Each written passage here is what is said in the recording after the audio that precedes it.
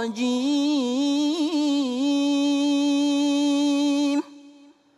بسم الله الرحمن الرحيم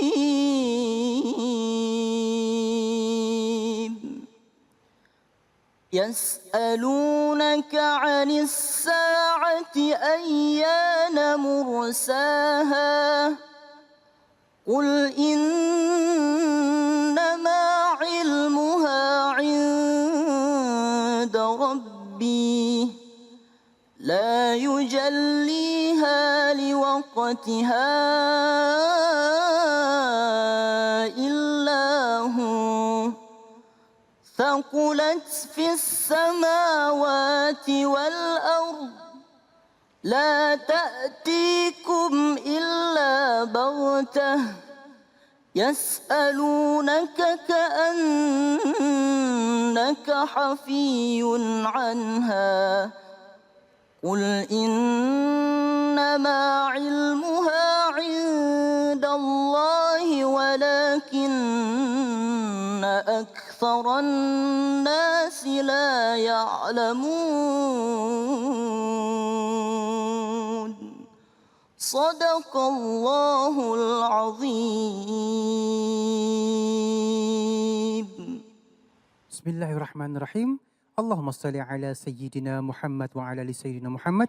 Assalamualaikum warahmatullahi wabarakatuh.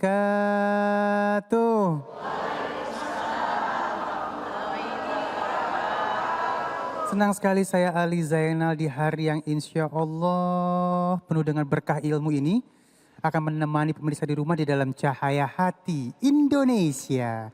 Dan baik, kita memiliki 3 tema yang sangat luar biasa ya.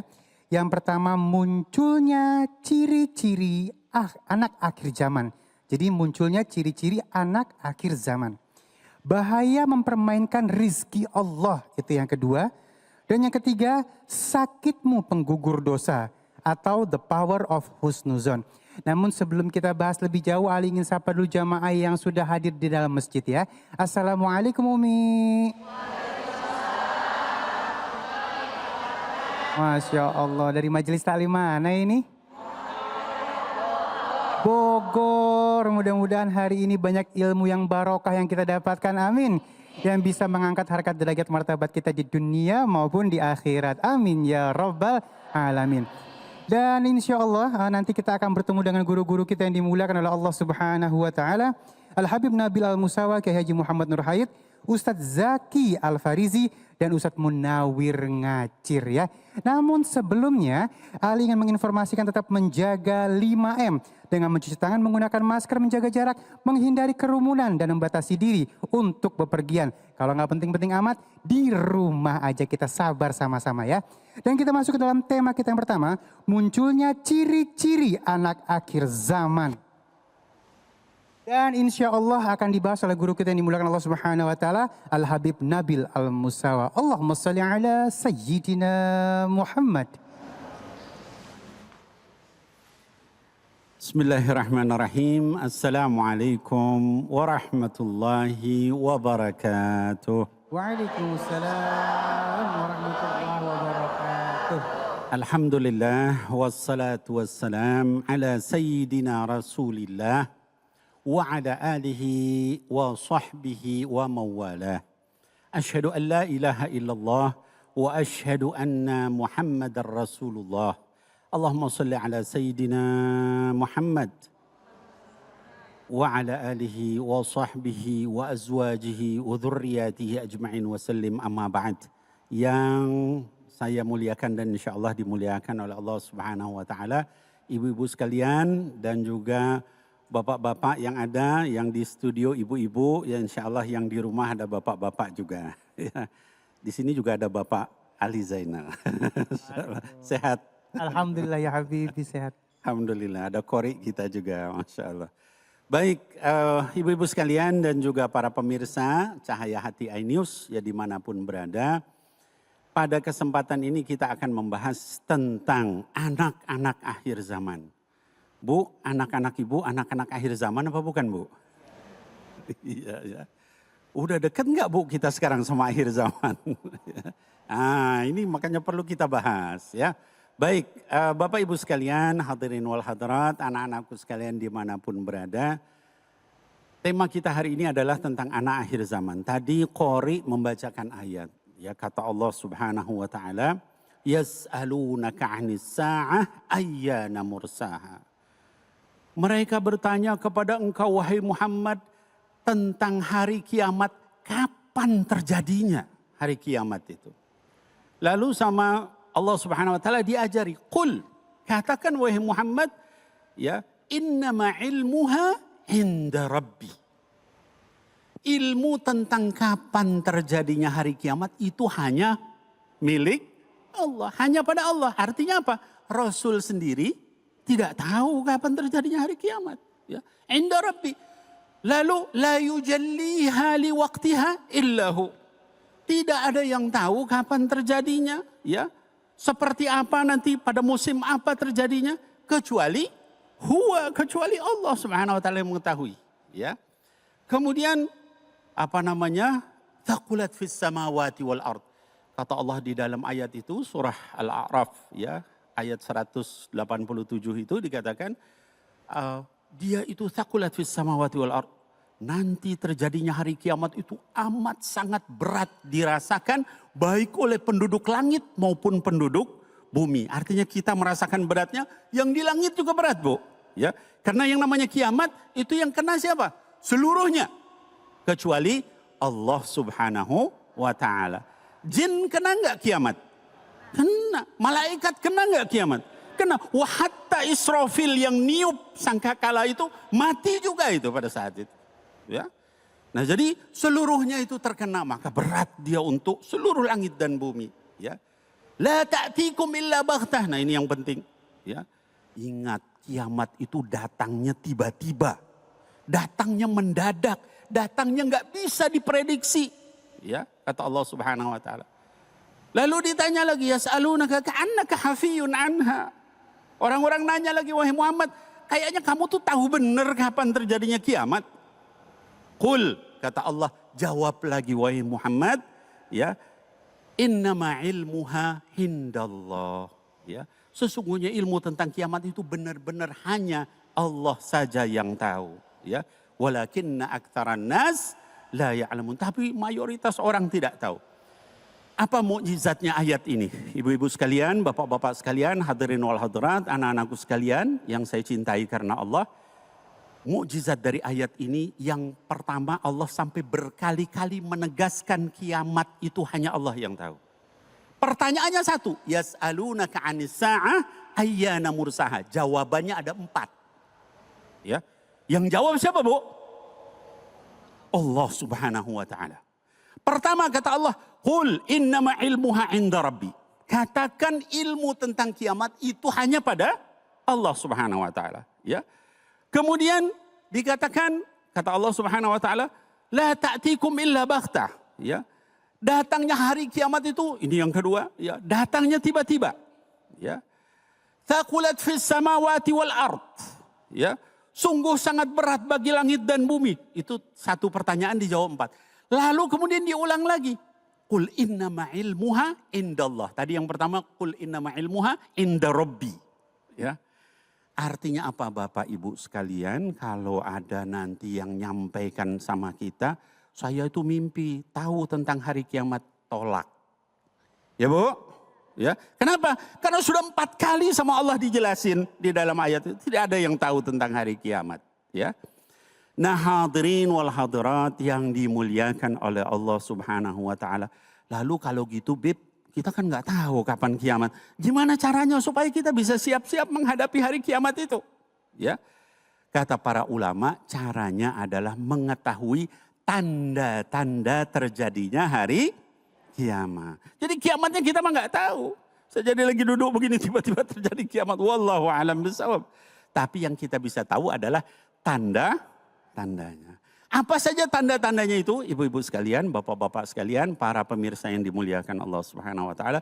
Kata para ulama ada 2 tanda-tanda hari kiamat itu. Yang pertama yang disebut dengan alamatus sughra, ya. Tanda-tanda kiamat kecil, ya.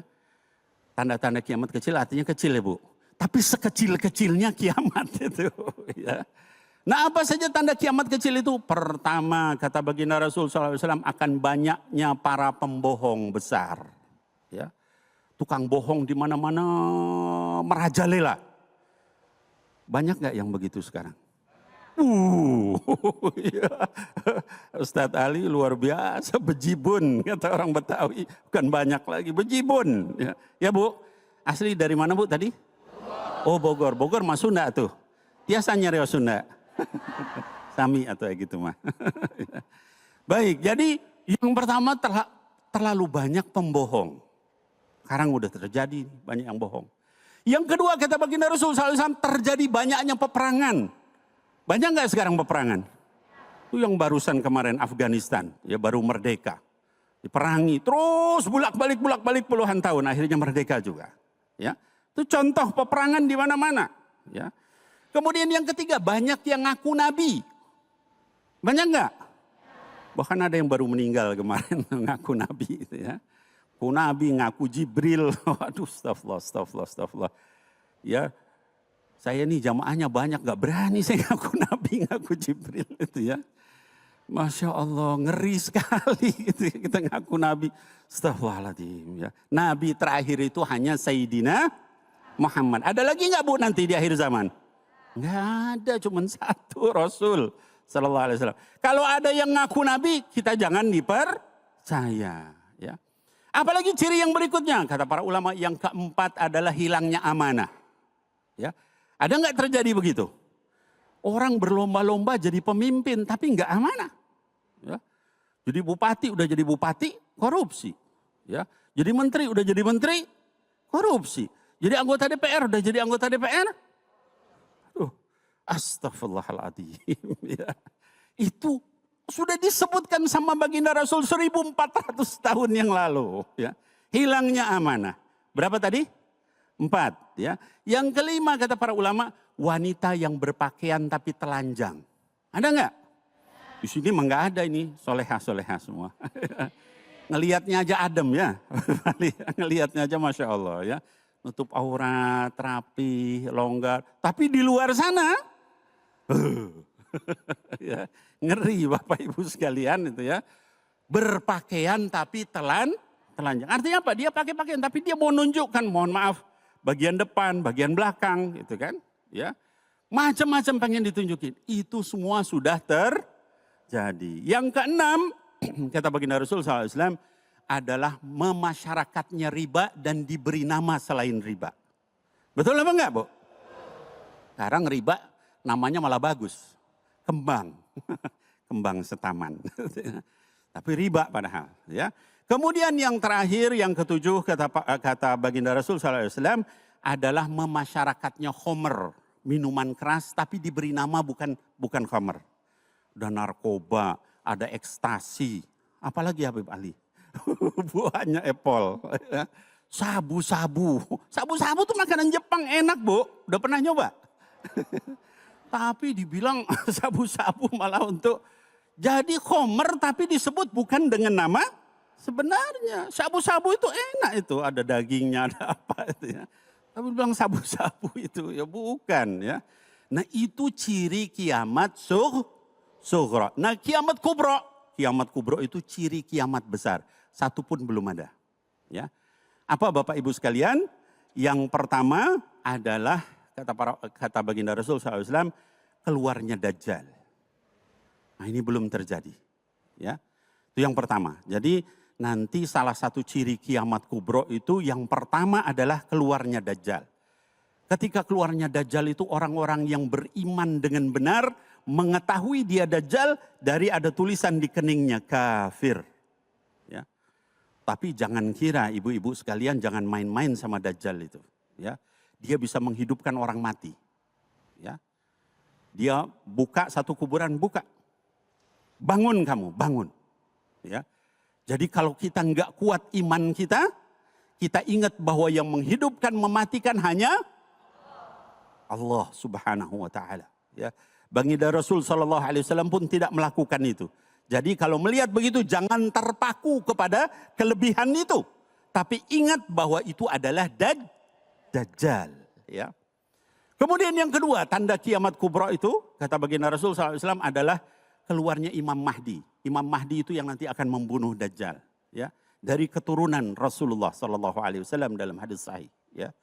Yang ketiga adalah turunnya Nabi Isa alaihissalam dari langit. Nabi Isa itu sampai sekarang belum meninggal. Sama Allah diangkat. Di dalam ayat dikatakan diangkat. Ya. Ketika disalib itu bukan beliau yang disalib. Kalau di dalam Quran dikatakan begitu. Bukan beliau disalib tapi beliau diangkat. Nanti akhir zaman akan diturunkan beliau. Lalu kemudian bersama Imam Mahdi memerangi Dajjal. Ketika waktu sholat Imam Mahdi mempersilahkan Nabi Isa untuk jadi imam.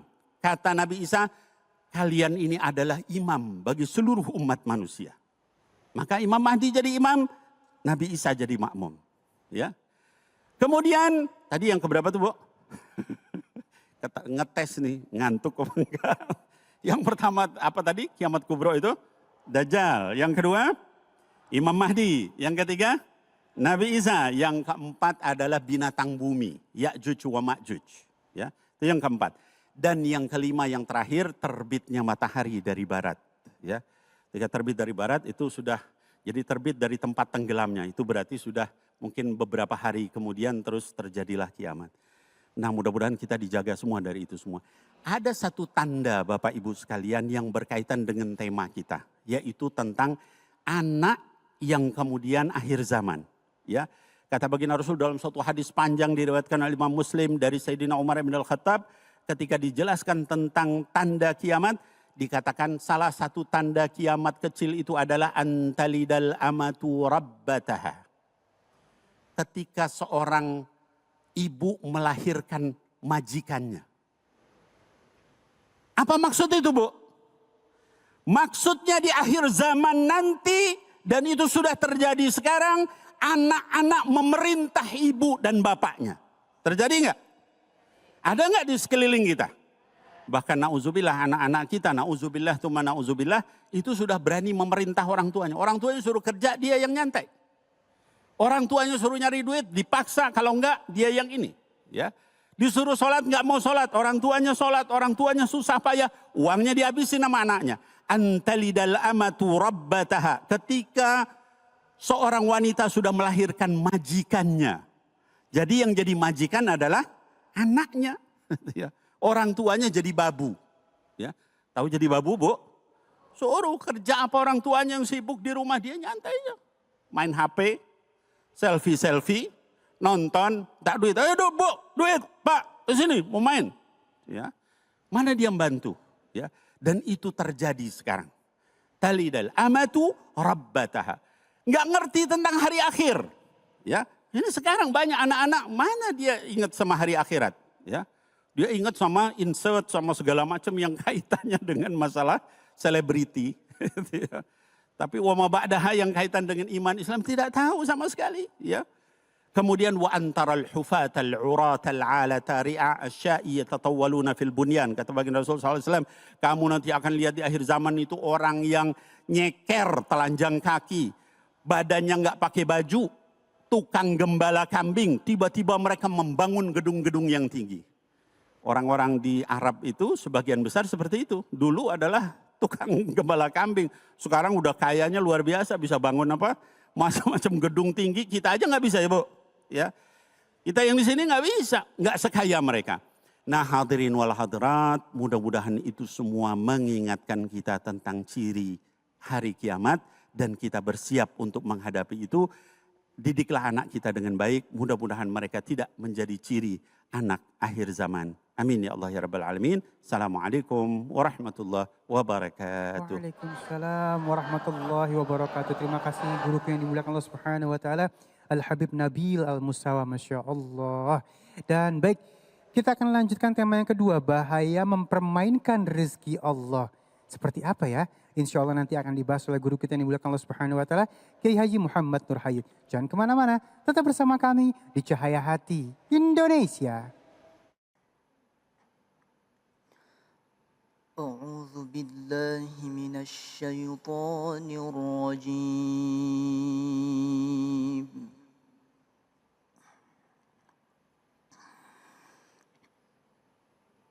بسم الله الرحمن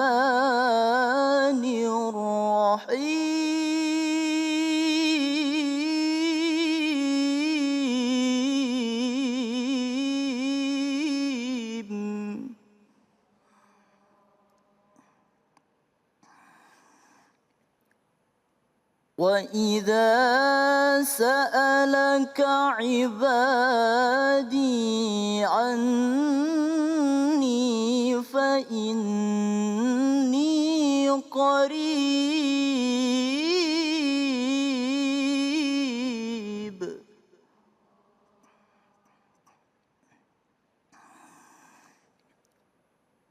أجيب دعوة الداع إذا دعاني فليستجيبوا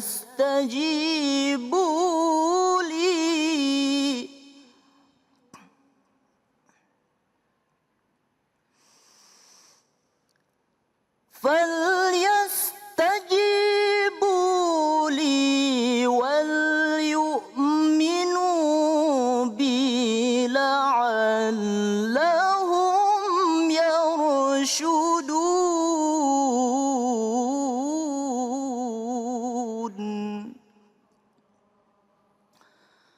فليستجيبوا لي وليؤمنوا بي لعلهم يرشدون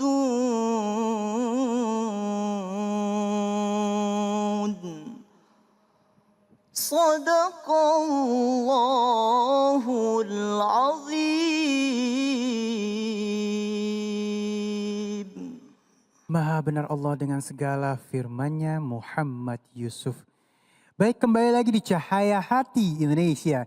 Dan kita akan masuk ke dalam tema yang selanjutnya. Tema kita yang kedua, bahaya mempermainkan rizki Allah. Bersama guru kita yang dimuliakan Allah Subhanahu wa taala, Kiai Haji Muhammad Nur Hayat. Kepada beliau kami silakan, Allahumma shalli ala sayyidina Muhammad. Assalamualaikum warahmatullahi wabarakatuh. Waalaikumsalam warahmatullahi wabarakatuh. Alhamdulillahi rabbil alamin. Alhamdulillahilladzi razaqana bil imani wal islam. Wa wa'adana bil jannah liman ittaqa wattaba'al huda. Ashhadu an la ilaha illallah wa ashhadu anna Muhammadan abduhu wa rasuluh. Allahumma salli wa sallim wa karim wa azim wa majid ala sayyidina Muhammadin wa ala alihi wa sahbihi wa barik wa sallim ajma'in. Amma ba'du. Hadratal kurama'i wal a'izza, para pemirsa iNews Cahaya Hati Indonesia yang dimuliakan Allah, hadirin hadirat yang diberkahi Allah Subhanahu wa taala. Alhamdulillah kita datang berkumpul bertemu di tempat ini dalam keadaan sehat walafiat. Semua itu adalah wujud rizki yang tidak terhingga dari Allah Subhanahu wa ta'ala. Oleh karena itu mari kita syukuri. Tidak ada yang layak untuk kita tolak dari rizkinya Allah. Karena setiap rizki sejatinya adalah anugerah terindah dari Allah kepada seorang hamba. Rizki adalah instrumen, perangkat untuk Allah Subhanahu wa ta'ala menguji seorang hamba apakah dia bersyukur atau kufur atas nikmat Allah.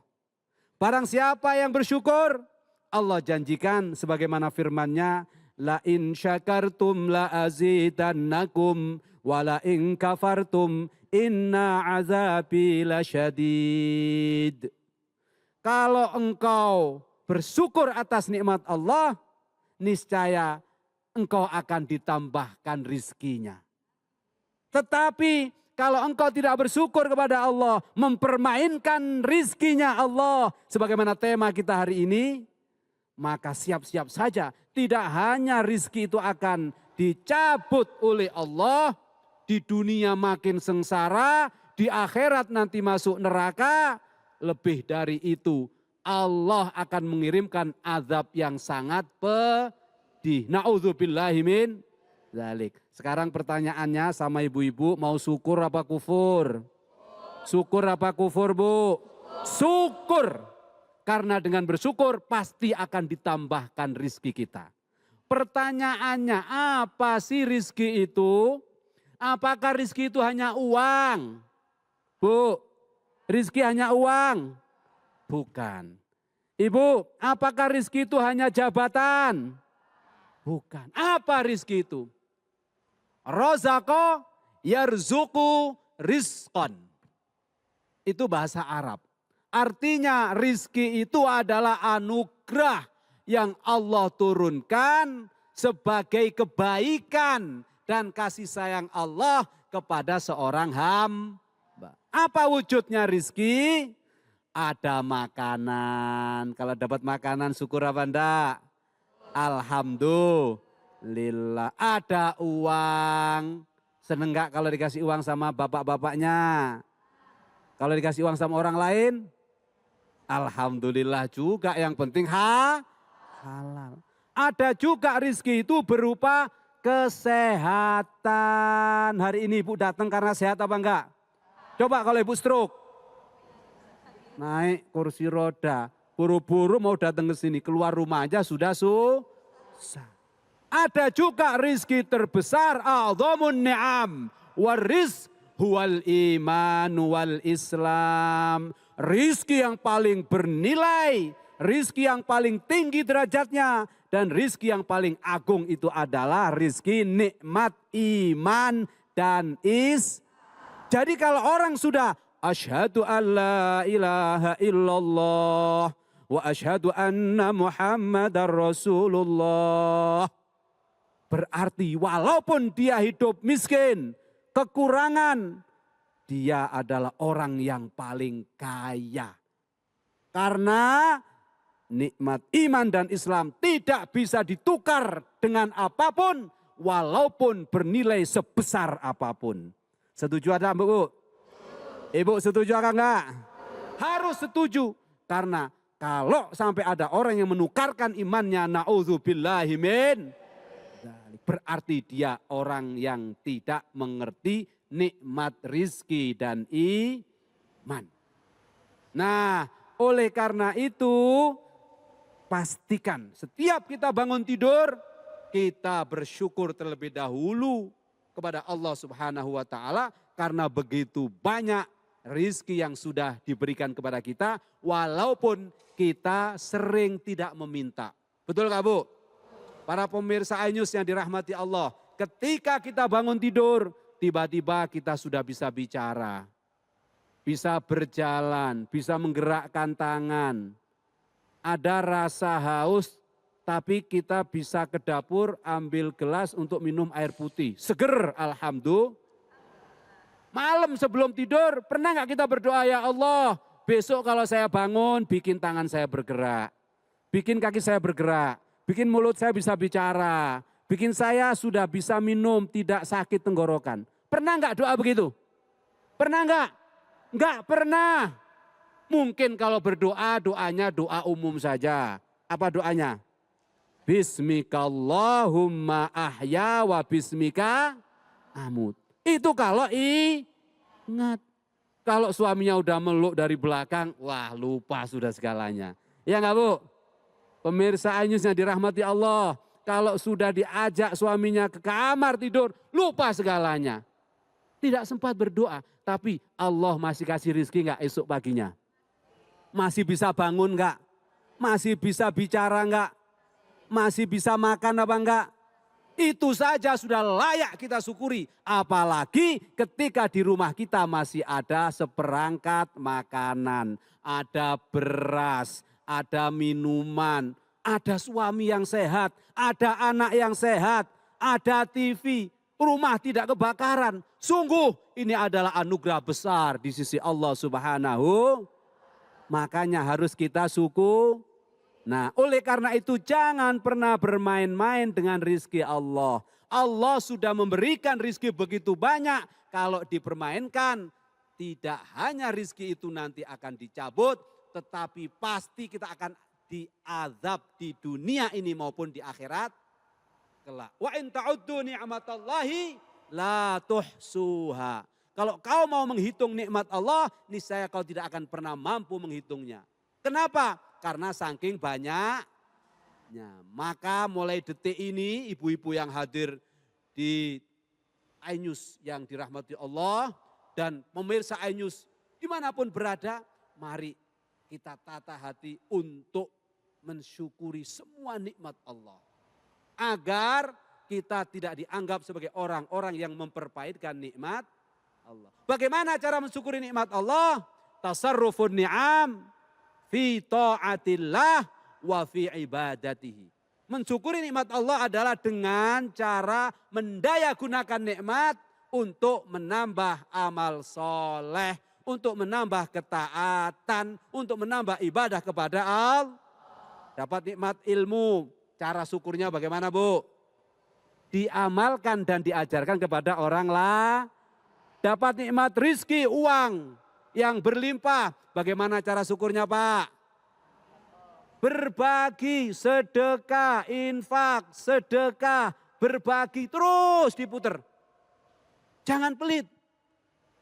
Mendapatkan nikmat sehat walafiat, bagaimana cara syukurnya?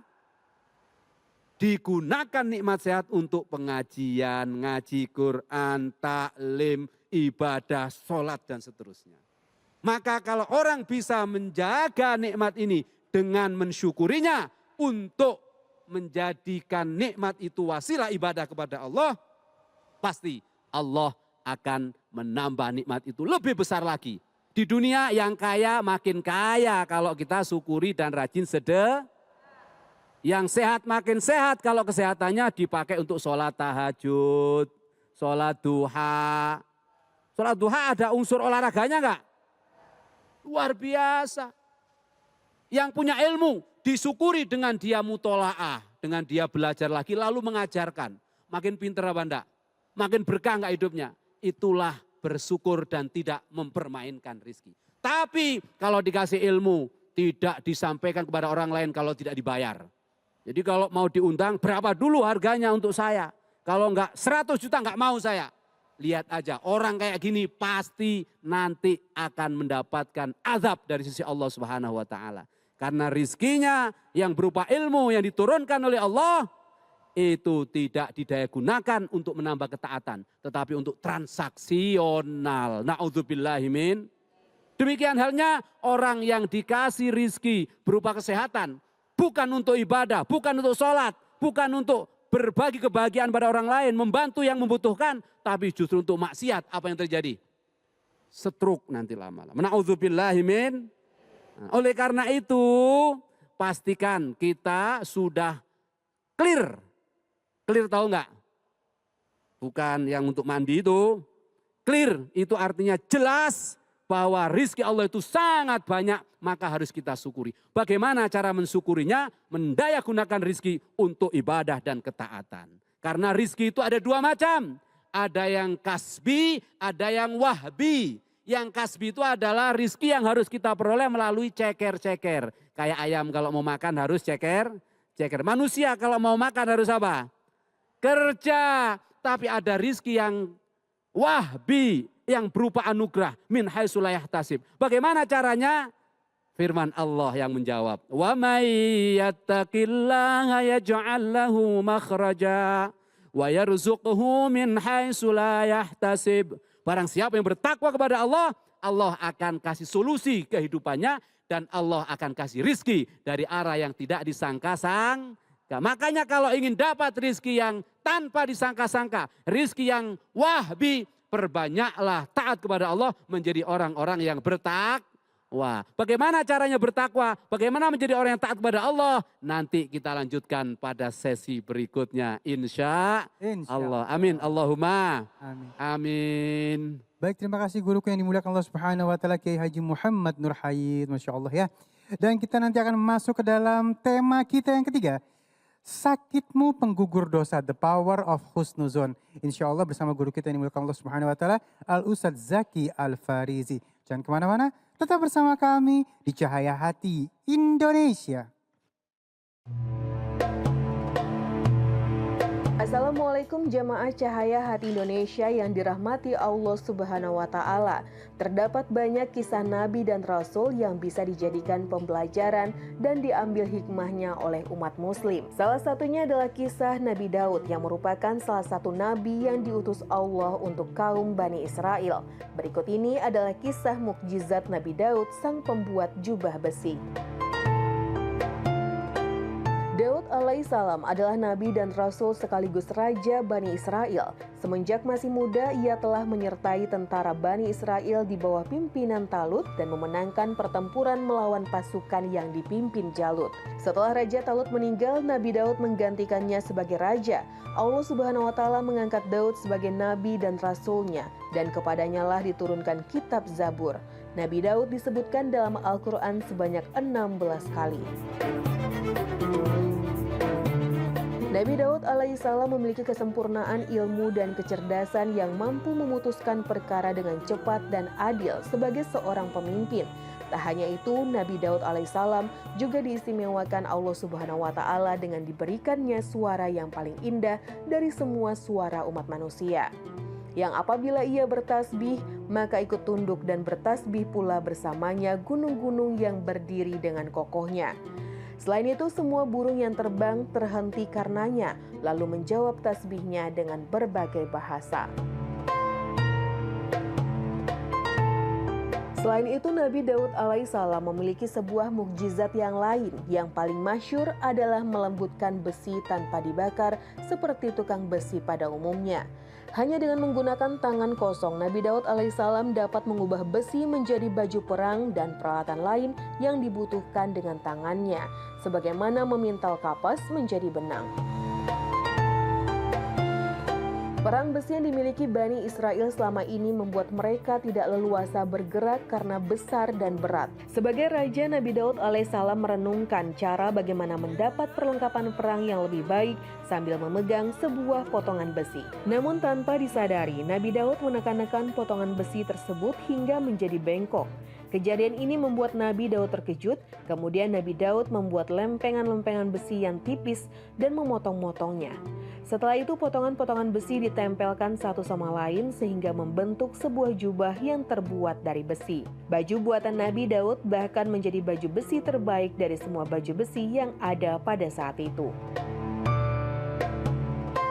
Adapun mukjizat Nabi Daud dalam melunakkan besi telah disebutkan dalam Al-Quran As-Saba ayat 10 dan 11. Di dalamnya Allah berfirman, "Sesungguhnya telah kami berikan kepada Daud karunia kami. Hai gunung-gunung dan burung-burung, pulanglah memuji Tuhan bersama Daud. Dan kami telah melunakkan besi untuknya. Buatlah baju besi yang besar-besar dan ukurlah anyamannya. Dan kerjakanlah kebajikan, sungguh aku maha melihat apa yang kamu kerjakan." Itulah tadi jamaah kisah Nabi Daud alaihissalam sebagai seorang pemimpin kaum Bani Israel dan seorang pembuat jubah besi yang handal.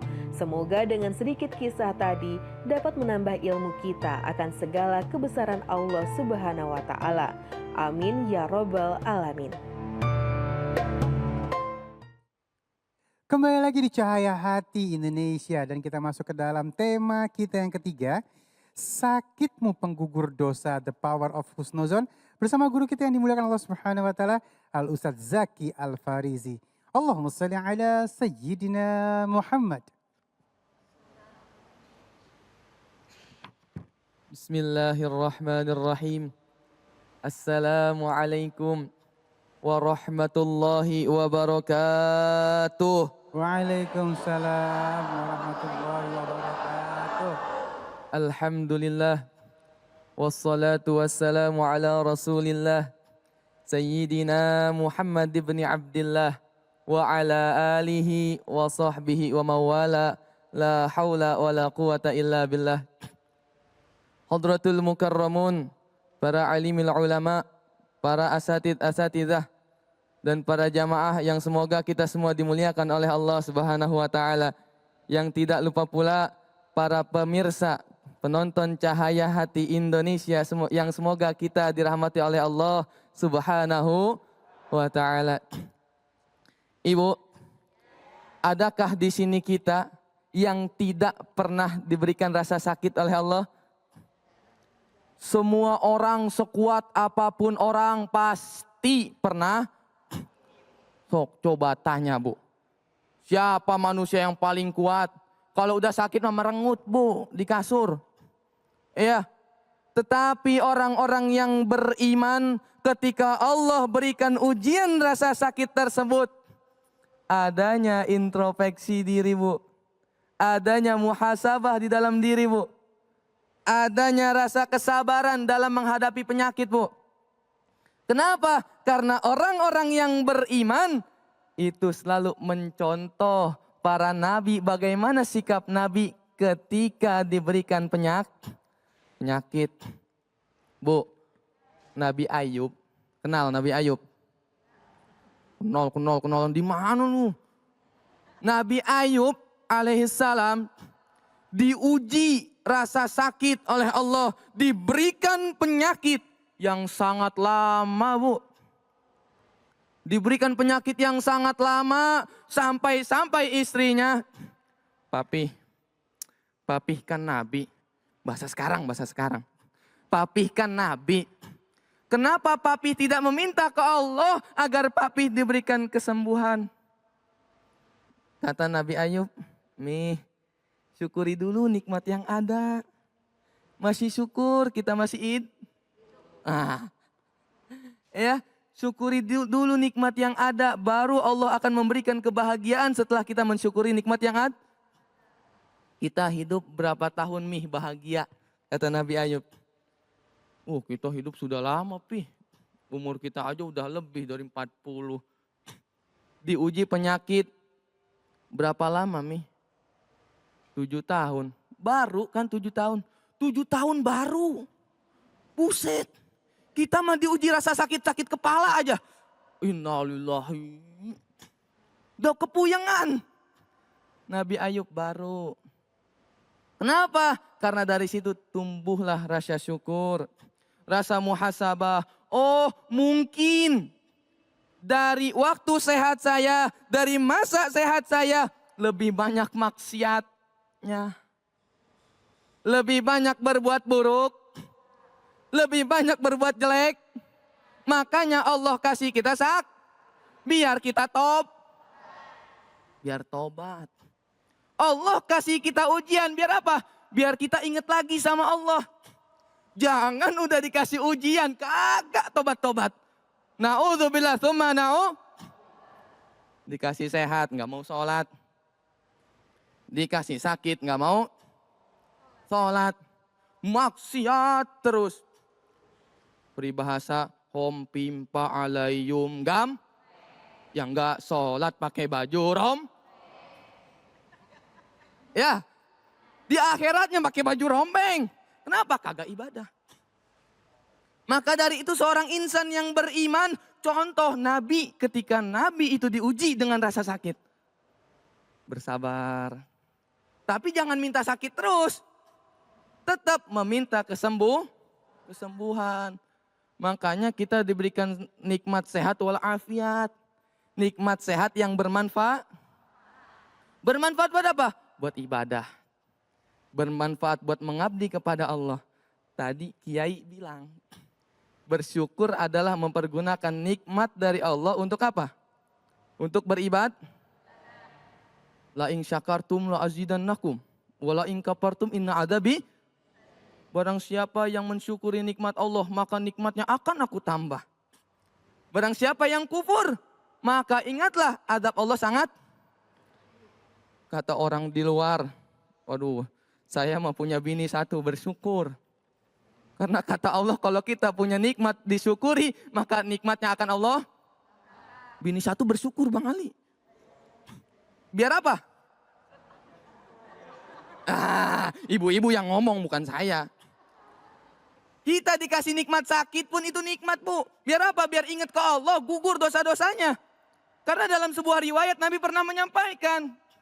Seorang mukmin ketika diberikan ujian, baik itu rasa sakit, rasa galau, rasa gelisah, bahkan duri yang menancap di kaki, itu adalah sebagai penggugur dosa bagi dirinya. Makanya bersyukur ketika dikasih rasa bersyukur, jangan ngegerutu Bu. Udah sakit ngegerutu jauh dari Allah. Maaf, innalillahi wa inna ilaihi roji'un. Tapi ingat, kata Allah, walanabluwannakum bisyai'im minal khaufi wal ju' wa naqsim minal amwali wal anfusi wa thamarat wa basyiris sabirin. Dan kalian manusia akan kami uji. Dengan apa?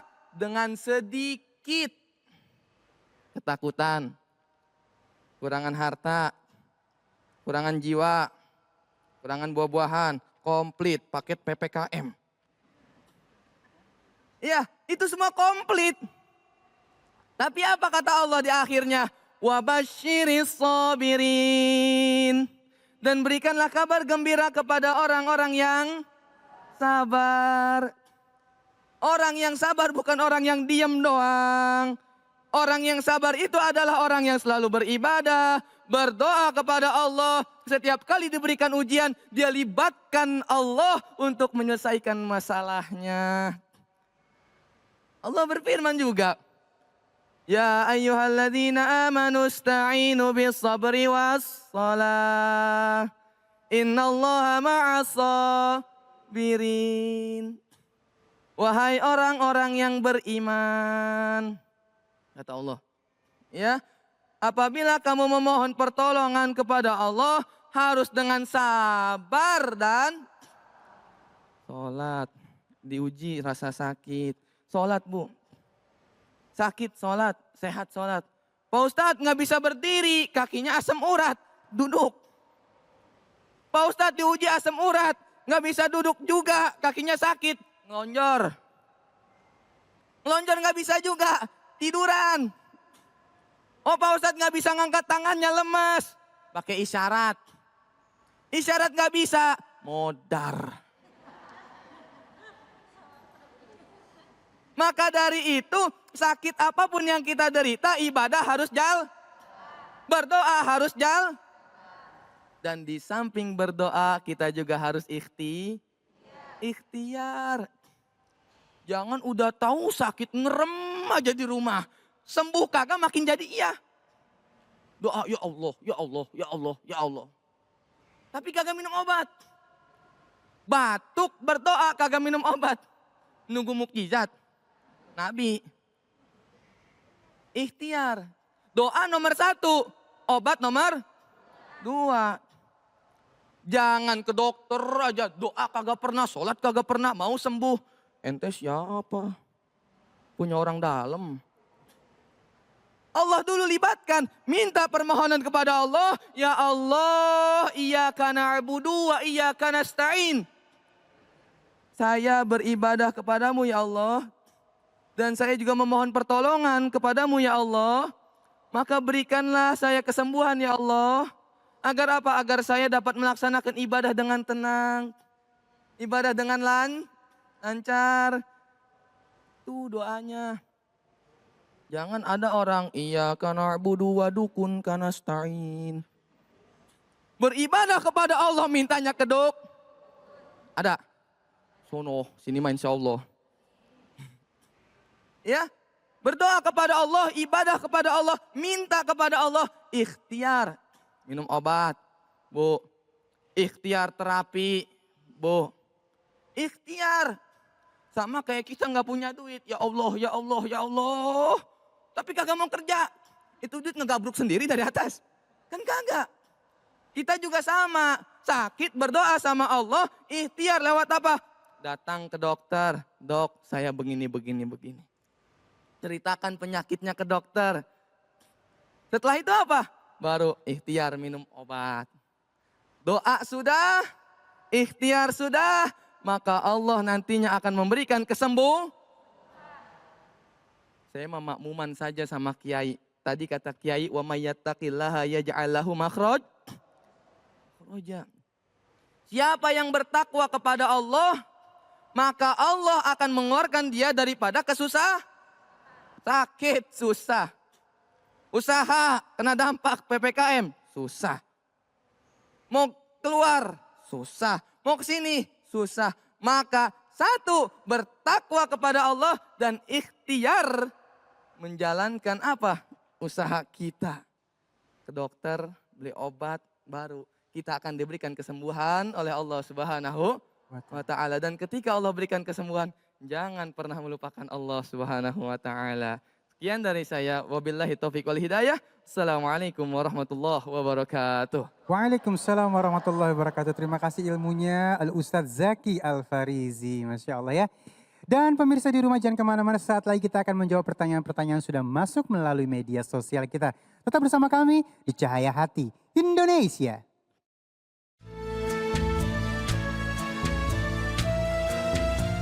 Assalamualaikum jamaah Cahaya Hati Indonesia yang dirahmati Allah Subhanahu wa Ta'ala. Terdapat banyak kisah Nabi Muhammad SAW yang bisa dijadikan pembelajaran dan diambil hikmahnya oleh umat Muslim. Salah satunya adalah kisah Nabi Muhammad ketika diminta para kafir Quraisy untuk membelah bulan. Berikut ini adalah kisah mukjizat Nabi Muhammad membelah bulan dan fakta ilmiahnya. Dikisahkan sekitar 5 tahun sebelum hijrah, suatu hari Abu Jahal meminta seorang raja penyembah berhala bernama Habib bin Malik untuk datang ke Mekah. Ia berencana menyudutkan Rasulullah agar penduduk Mekah meragukan kenabiannya. Ia pun datang ke Mekah bersama 12.000 orang pasukannya dan meminta untuk bertemu Rasulullah. Setibanya Rasulullah menemui Raja Habib, Rasulullah pun ditantang untuk membelah bulan purnama menjadi 2 bagian dan diletakkan di atas bukit Abu Kubais dan yang sebelahnya lagi di atas bukit Kaikoan atau 2 bukit di Mekah. Dan dengan izin Allah Subhanahu wa Ta'ala, Rasulullah menunjukkan kebenarannya sesuai permintaan dari para kafir Quraisy. Menyaksikan keajaiban itu, pikiran dan perasaan semua yang hadir terguncang. Sebuah mukjizat luar biasa hebat yang disaksikan sendiri oleh Raja Habib bin Malik. Ia pun bersaksi bahwa tiada Tuhan selain Allah dan Muhammad adalah utusannya. Namun hal berbeda tampak dari Abu Jahal dan kafir Quraisy. Mereka mengira apa yang ditunjukkan Muhammad hanyalah sihir belaka. Kisah ini juga diabadikan Allah Ta'ala dalam Al-Quran Surah Al-Qamar ayat 1 dan 2 yang berbunyi, "Sungguh telah dekat datangnya hari kiamat dan telah terbelah bulan. Dan ketika melihat tanda-tanda kebesaran kami, mereka pun berpaling seraya berkata, ini adalah sihir yang terus-menerus dan mereka mendustakannya, bahkan mengikuti hawa nafsu mereka. Dan setiap urusan telah ada ketetapannya." Pembuktian peristiwa ini juga tercatat dalam manuskrip kuno, yakni manuskrip bangsa Aztec dan Maya kuno dalam hal ilmu perbintangan. Dalam manuskripnya, mereka menganggap telah terjadi gempa di bulan yang menyebabkan bulan terbelah menjadi 2. Peristiwa ini juga tercatat dalam manuskrip pasir India pada awal abad ke-7 Masehi, yang mengatakan bahwa di salah satu lempengan batu dalam sebuah istana di India terpahat tulisan, "Istana ini dibangun pada malam terbelahnya bulan." Itulah tadi jamaah kisah Nabi Muhammad yang membelah bulan beserta fakta ilmiahnya. Dengan berbagai bukti yang ada, peristiwa terbelahnya bulan ini pun bukan hanya dongeng semata, namun menjadi salah satu tanda kebesaran Allah Subhanahu wa Ta'ala. Wallahu a'lam bishawab. Kembali lagi di Cahaya Hati Indonesia dan alhamdulillahirrahmanirrahim kita masuk ke dalam sesi pertanyaan. Dan sebelum Ali kasih kesempatan untuk yang dari media sosial, kita kasih kesempatan dulu buat yang ada di masjid. Insya Allah ini pertanyaan untuk guru kita yang dimuliakan Allah Subhanahu wa Ta'ala. Al-Ustadz Kiai Haji Muhammad Nur Hayat. Ibu dan untuk mau tanya nih? Ya sebelah sini ya, oke Bak, silakan. Boleh di dalam face shieldnya silakan. Assalamualaikum warahmatullahi wabarakatuh. Waalaikumsalam warahmatullahi wabarakatuh. Saya Nani dari pengajian Masjid Al-Khairiyah Bogor. Mau bertanya Pak Ustadz, sekarang kan zamannya sudah kayak begini ya Pak ya, banyak juga di jalanan atau sampai sekarang ke rumah Pak, banyak orang yang mengamen atau meminta-minta. Kadang kita kasih salah, nggak dikasih dibilang pelit tuh Pak. Saya minta pencerahannya mesti seperti apa kita ini Pak. Terima kasih. Assalamualaikum warahmatullahi wabarakatuh. Assalamualaikum warahmatullahi wabarakatuh. Silahkan guru. Baik, pertanyaannya luar biasa. sangat kontekstual. Terjadi di mana-mana. Banyak orang minta-minta. Sampai sekarang tidak hanya di perempatan jalan tapi ke rumah-rumah. Betul nggak Bu? Saya kira pemirsa iNews dimanapun berada juga merasakan. Dia ngaku saya nggak bisa makan kalau nggak dibeli gimana ini. Satu sisi kita juga ragu. Apa benar atau orang-orang ini hanya memanfaatkan kesempatan. Cara menyikapinya adalah istafti kolbak. Tanya hati kita dulu. Mantepnya hati kita itu ngelihat dia, oh kayaknya dia butuh nih, kita kasih. Udah gitu aja, enggak usah panjang pikir. Mau ngasih 2.000 aja kok panjang pikir. Ya enggak? Tapi kalau hati kita, ini kayaknya ini satu jaringan yang memperdagangkan anak. Udah enggak usah. Sambil kita istighfar pada Allah. Bukan kita tidak mau memberi kepada mereka, tapi kita ingin membereskan agar tidak terjadi jual beli anak atau human trafficking. Nah kalau sudah begitu enak kita jawabnya. Tetapi Islam mengajarkan kalau memang kita berkelebihan sebaiknya tidak usah lihat siapapun. Siapapun yang datang kasih. Karena sejatinya dalam satu riwayat sufiyah, orang yang datang kepada kita itu adalah malaikat yang diutus oleh Allah dalam bentuk manusia agar kita bertambah kebaikannya. Tanpa kita harus keluar rumah memberikan sedekah, pahala kita dijemput melalui datangnya para pengemis itu. Jadi kasih aja. Kalau mampunya kita 1.000, nggak mampu 1.000 ya senyum. Yang penting kita kasih. Ya, namanya ngasih kan tidak hanya berupa materi. Maka menghadapi situasi seperti ini, pastikan hati kita dulu mantep. Yang kedua, kalau memang ada kasih saja, nggak usah banyak pikir biar kita tenang hatinya. Yang kedua, mereka semua ini adalah orang yang digerakkan oleh Allah. Jadi karena mereka adalah hamba Allah, bisa jadi itu ujian dari Allah kepada kita. Maka dalam tradisi sufi itu banyak sekali cerita-cerita mistis semacam ini. Ada orang kaya raya, kemudian diuji oleh Allah, pelit apa enggak ini? Akhirnya dikirimlah orang yang buta, orang yang compang-camping untuk minta sumbangan. Ketika dikasih, orang ini semakin kaya. Karena yang datang ternyata Nabiullah Khidir alaihissalam. Tapi sekali dia minta padahal hanya untuk makan, ditolak sama orang kaya ini. Karena mungkin dia ngelihatnya, apa ini orang nggak mau kerja. Ternyata yang datang adalah Nabi Khidir alaihissalam. Yang terjadi apa? Esoknya anaknya mati. Lusanya istrinya kena penyakit stroke misalnya. Besoknya lagi hartanya bangkrut. Apakah karena kebakaran atau dicuri orang. Karena apa? Karena dia tidak mensyukuri nikmat Allah. Padahal hanya harus mengeluarkan mungkin 1/sekian 0% dari yang Allah titipkan. Makanya untuk mengantisipasi itu semua, jadilah orang yang senantiasa mudah berbagi. Iya, baik, terima kasih. Cukup ya Umi ya. Baik, kita lanjutkan pertanyaan selanjutnya. Mohon kesediaannya guruku ini dari media sosial, masih bersama guru kita Kiai Haji Muhammad Nur Hayid. Teman saya dulu hidupnya susah. Ini dari @Syakila8. Nakalnya luar biasa, namun setelah ia hijrah dan bertaubat, ia memiliki rizki yang tak disangka-sangka. Namun dalam setahun ini ia kembali melakukan dosa. Apakah rizki yang Allah beri kepada beliau adalah merupakan tepat sasaran? Mohon penjelasannya. Baik, kalau kita sudah taubat, sudah hijrah dari jalan kemaksiatan menuju jalan ketaatan, kemudian karena kita taubat dan hijrah itu rizki kita berlimpah. Lalu kemudian kita ngaco lagi hidupnya, maksiat lagi. Apakah rizkinya salah sasaran? Tidak ada rizki yang salah sasaran. Wa ma min dabbatin fil ardi illa 'ala Allahi rizquha. Tidak ada satu binatang melata pun di atas muka bumi ini kecuali Allah sudah mengatur rizkinya. Kalau binatang melata mulai semut, nyamuk saja sudah diatur apalagi manusia. Berarti ketika dia sedang diberi rizki oleh Allah lalu kemudian dia tetap maksiat kepada Allah, bisa jadi rizkinya itu adalah ujian. Rizkinya itu menjadi istidraj untuk melulu apakah dia mau kembali kepada Allah dan bersyukur dengan menambah ketaatan dan ibadah, atau semakin jauh dari Allah. Nah, yang segera kembali dengan tobat, insya Allah rizkinya akan tambah berkah. Tapi kalau dia ternyata setelah kaya, kembali ke jalan kesesatan, maka rizki itu akan dimintai pertanggungjawaban. Makanya tadi saya sudah sampaikan di sesi pertama, bagaimana agar rizki kita itu berkah, kita mendapatkan rizki yang kasbi, tapi sekaligus yang wahbi.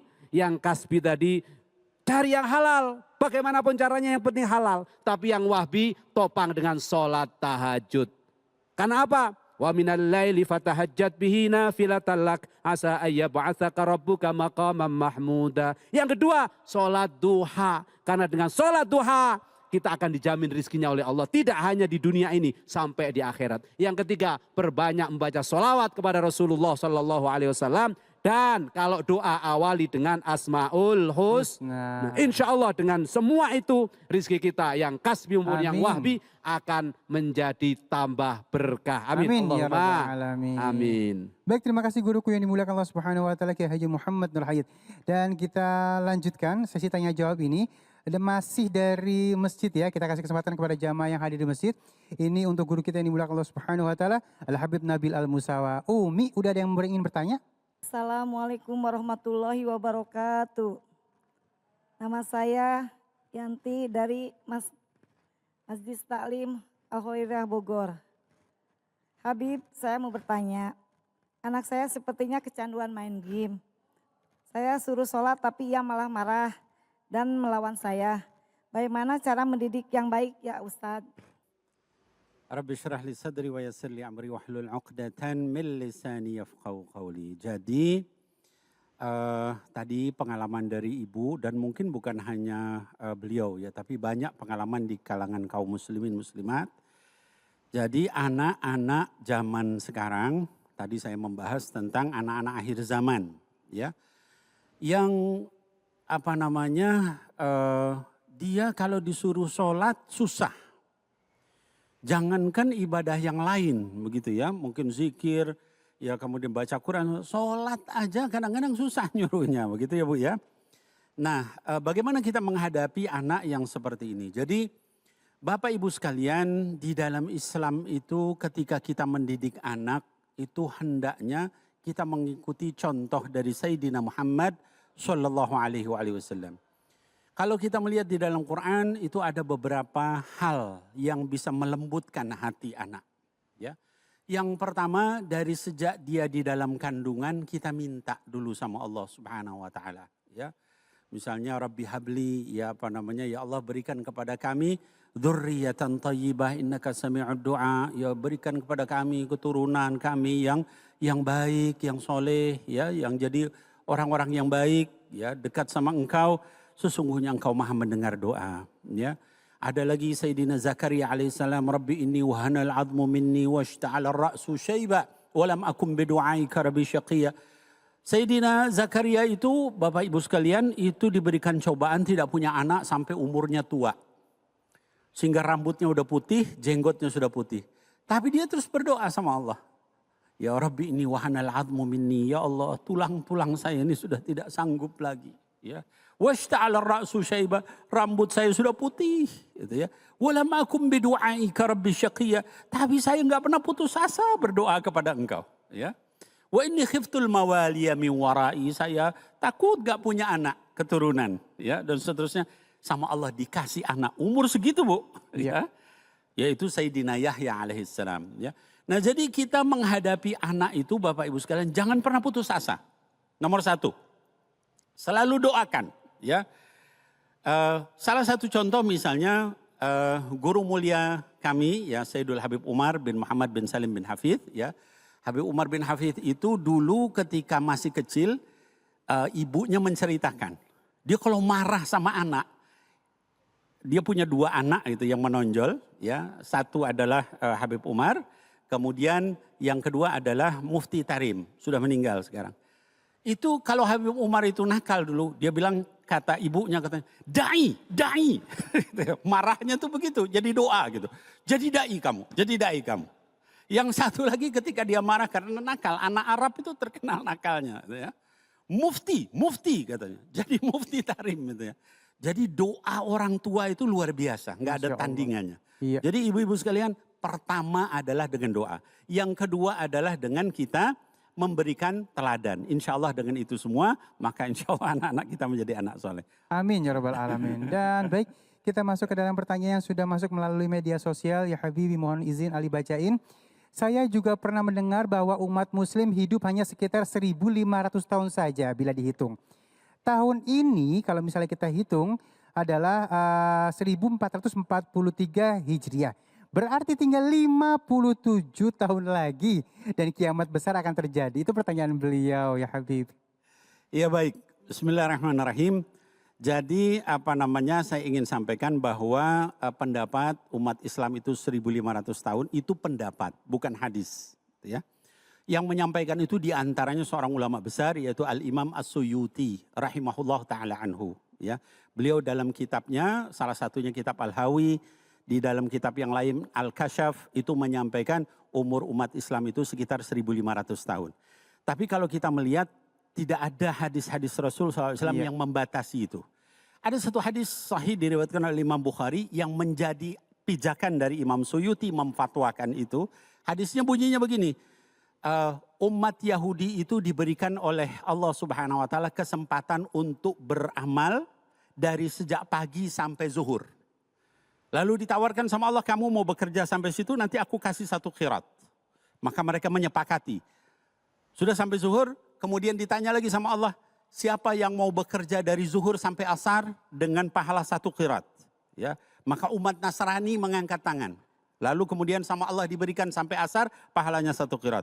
Lalu kemudian Allah bertanya lagi, siapa yang mau bekerja dari asar sampai maghrib? Maka umat Muhammad mengangkat tangan dengan pahala 2 qirat. Dari hadis itu kemudian ditafsirkan 1.500 tahun. Tapi sebetulnya itu lemah. Kenapa? Karena kalau seperti itu ada hadis yang menyatakan bahwa Nabi Isa aja 40 tahun sebelum kiamat. Berarti ini sekarang Dajjal harusnya udah turun. Jadi pendapat itu tidak bisa digunakan. Ya dibantah oleh Imam As-San'ani dan lain-lain. Wallahu a'lam bishawab. Terima kasih ya Habibi, ilmunya Masya Allah. Jangan kemana-mana. Karena sesaat lagi kita akan ngaji ceria bersama guru kita Ustadz Munawir Ngajir. Tetap bersama kami di Cahaya Hati Indonesia.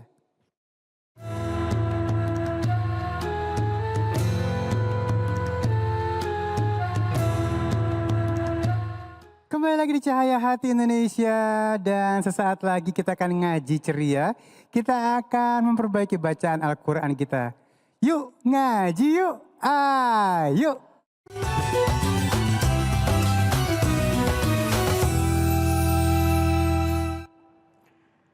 Bila Israel jasa terbujur. Alhamdulillah. Bahasa tersujud alhamdulillah. Assalamualaikum warahmatullahi wabarakatuh.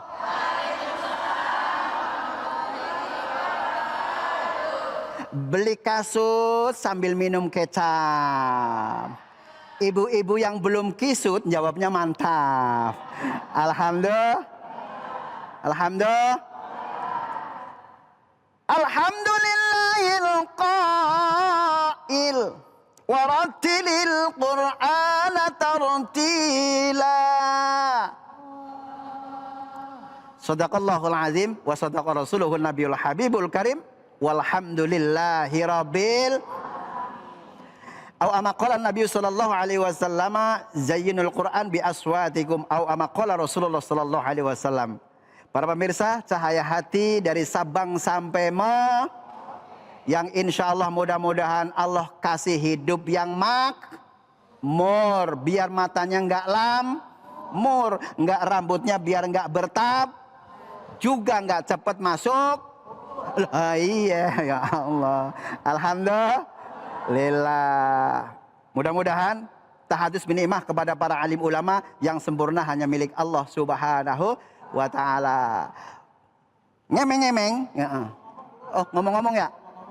Ngomong-ngomong. Kita akan bareng-bareng ngaji. Bukan saya yang guruin. Kalau guruin ilmunya terlalu banyak. Ya Bu ya. Ngaji bareng bersama ngaji ceri. Nah, saya juga ditemani oleh bintang guru kita nih, Masya Allah, Habib Ali. Masya Allah, masih ganteng nggak Bu? Ya, bisa begini. Lah yang ganteng, oh masih muda ya nggak? Dan juga tidak ketinggalan pula Bang Ali. Ini saya ditemani oleh bintang tamu kita yang luar biasa, Masya Allah. Dari pedagang Bogor. Orang dagang Bogor asal tekor tapi tersohor ya. Assalamualaikum. Waalaikumsalam warahmatullahi wabarakatuh. Namanya saha? Rika, Pak. Wih, kayak lagu tetangga. Rika, cinta yang pertama, begitu ya? Ya Allah, Masya Allah. Bu Rika, bukan Burikan, bukan ya? Bukan Burik, bukan. Bener ya? Bukan Burikan kan, bukan? Bukan. Ya, Burika ya. Iya, betul. Burika, dari Pak. majelis mana nih? Al Khairiyah Bogor. Hah? Al Khairiyah Bogor. Oh ya, kira-kira begitu dah. Ya. Nah, pemirsa, sebelum kita memulai, mari kita bersama-sama sebelum kita sedikit-sedikit membenarkan bacaan. Betul. Ya mungkin kalau saya sama ibu, banyakkan ibu ilmunya ya. Nah, nanti kita bareng-bareng ya baca ya. Silakan Ibu Rika bacakan surah Al-Fat yaitu ayat 21. Understand? Understand, yes. Ayat 21. Silakan Bu Rika. A'udzu billahi minasyaitonir rajim. Bismillahirrahmanirrahim. Wa ukhra lam taqdiru 'alaiha qad ahatallahu biha. Wa kana Allahu 'ala kulli syai'in qadira. Shadaqallahul azim. Masya Allah, ini kalau punya emak begini kalau belum mati jangan digubur ya. Ya mah. Iya guru. Lah bacanya fasih ya nggak? Alhamdulillah. Alhamdulillah. Lah iya cuman ada orang pintar membaca Al-Quran tapi diikutin bacanya susah. Ada yang begitu? Iya kan? Ada yang baca buat dewekan baik. Ya, baca dewekan sendiri malah lancar. Begitu ada yang makmum, yang ngikutin berantakan kemana-mana. Nah, iya kan? Masya Allah. Nah, para pemirsa, sering saya menyampaikan nada-nada yang memang biar kita ada khiro, ada baca Al-Qur'annya selalu menambahkan keimanan buat kita semuanya. Amin. Nah, ada tadi dibacakan qadira, ya kan? Nada yang yang kemarin ini alhamdulillah. Ini kelanjutannya ya para pemirsa. Nah, udah bisa belum nih? Belum. Nadanya udah bisa belum? Belum. Ma. Ayo 1, 2, 3. Mama. Ya Allah, udah lupa lagi. A'udzu billahi minasyaitonir rajim. 1, 2, 3. A'udzu billahi minasyaitonir rajim. Yang kedua, Bismillahirrahmanirrahim. Mama. 1, 2, 3. Mama.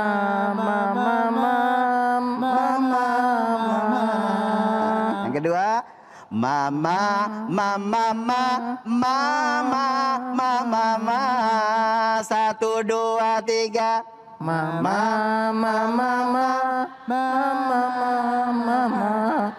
Ini yang pertama, yang kedua bagaimana ini?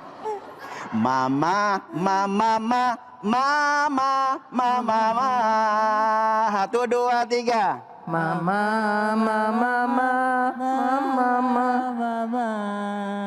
Oke, coba Bu Rika. 1, 2, 3. Mama. Ya, masa nyebut nama sendiri? Mama begitu. Ya Allah. Yuk kita masuk ke ayat. Wa ukhra lam taqdiru 'alaiha qad ahatallahu biha. 1, 2, 3.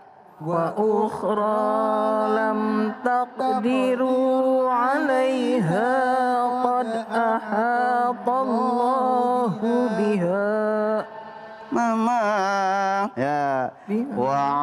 Wa kana Allahu ala kulli syai'in qadira. 1, 2, 3. Wa kana Allahu ala kulli syai'in qadira.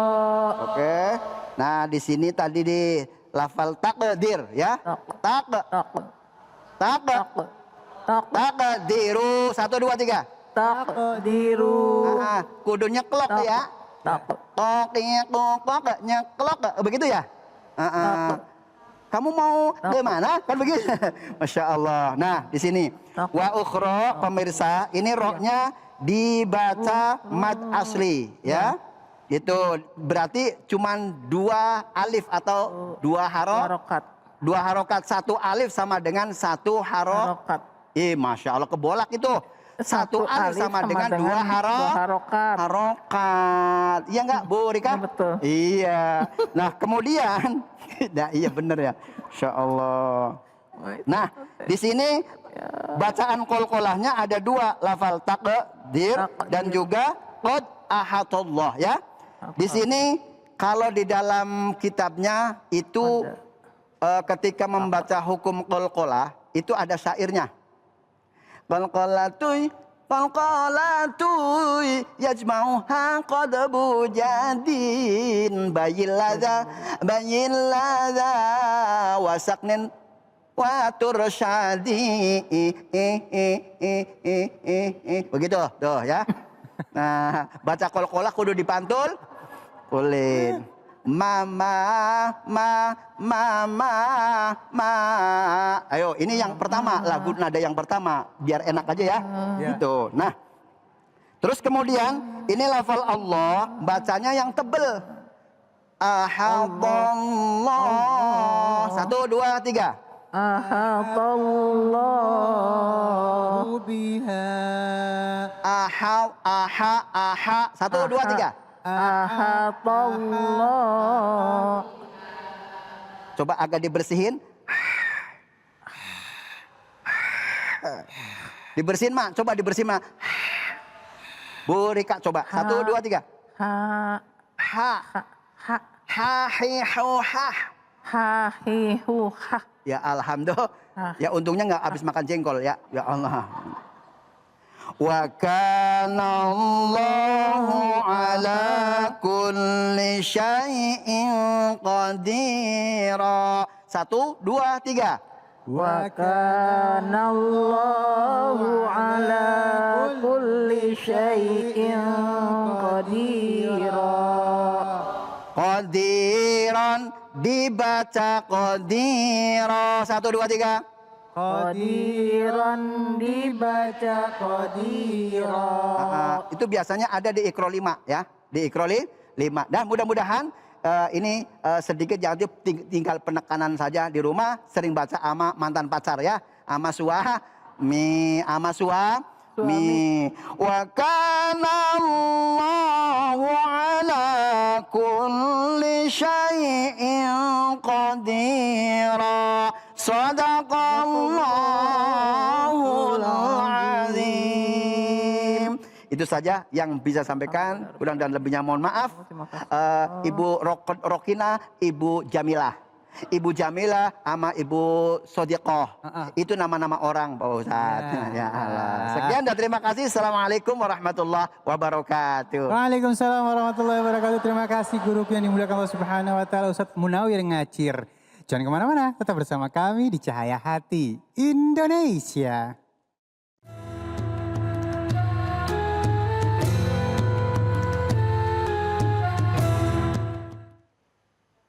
Rizki adalah anugerah luar biasa bagi seorang hamba dari Tuhan yang Maha Kuasa, Allah Subhanahu wa taala.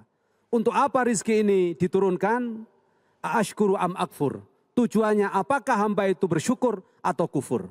Siapa yang bersyukur, Allah akan tambahkan rizki itu. Siapa yang kufur, Allah akan cabut rizkinya dan pasti diazab di dunia dan di akhirat.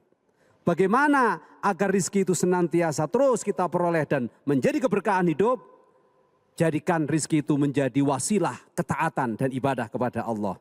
Karena rizki itu tidak hanya berupa uang, rizki itu tidak hanya berupa jabatan, rizki bisa berbentuk iman dan Islam, takwa, baca Quran, sujud, dan termasuk rizki itu adalah istri yang soleh, suami yang solehah, istri yang solehah, suami yang soleh. Itu adalah nikmat yang luar biasa yang harus kita syukuri bersama-sama. Kesehatan yang Allah berikan ini adalah sebuah anugerah yang besar.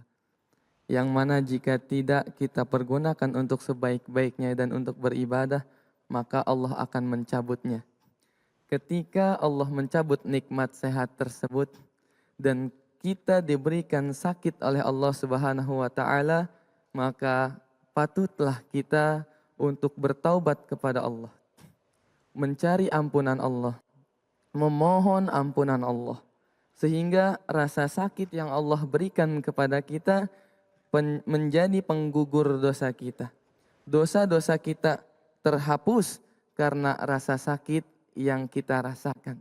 Dan ketika kita sakit, maka kita pun harus memiliki rasa optimis, semangat untuk sembuh, sebagaimana yang dicontohkan oleh para nabi yang meminta kesembuhan kepada Allah Subhanahu wa taala dan mempergunakan nikmat sehatnya tersebut ketika selesai sakit dengan beribadah kepada Allah Subhanahu wa taala.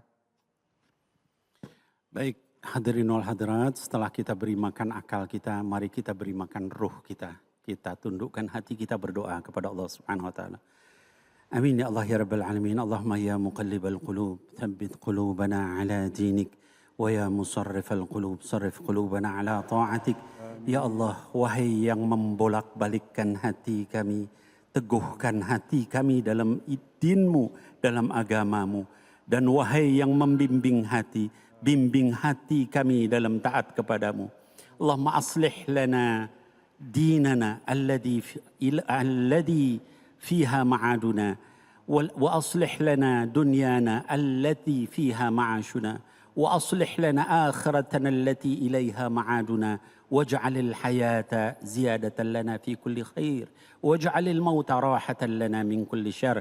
Ya Allah, perbaiki agama kami, karena hanya dengan agama itulah kami bisa selamat.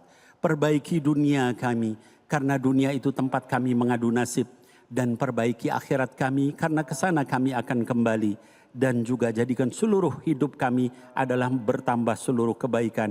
Dan kematian kami istirahat dari beban dan derita. Sallallahu ala nabiyina Muhammad wa alihi wa sahbihi ajma'in wa sallim. Amin ya Allah ya Rabbal Alamin. Amin ya Rabbal Alamin. Terima kasih guru-guruku yang dimuliakan Allah Subhanahu wa taala, Al-Habib Nabil Al-Musawa, Kiai Haji Muhammad Nur Hayat, Ustadz Zaki Al-Farizi, Ustadz Munawir Ngacir, dan untuk kori kita Muhammad Yusuf. Terima kasih juga untuk seluruh yang hadir di masjid dan pemirsa di rumah. Dan pastikan kita terus menjaga 5M, mencuci tangan, menggunakan masker, menjaga jarak, menghindari kerumunan, dan membatasi diri untuk bepergian. Kalau nggak penting-penting amat, di rumah aja. Saya Ali Zainal undur diri. Assalamualaikum warahmatullahi wabarakatuh. Waalaikumsalam warahmatullahi wabarakatuh. Allahumma salli ala sayyidina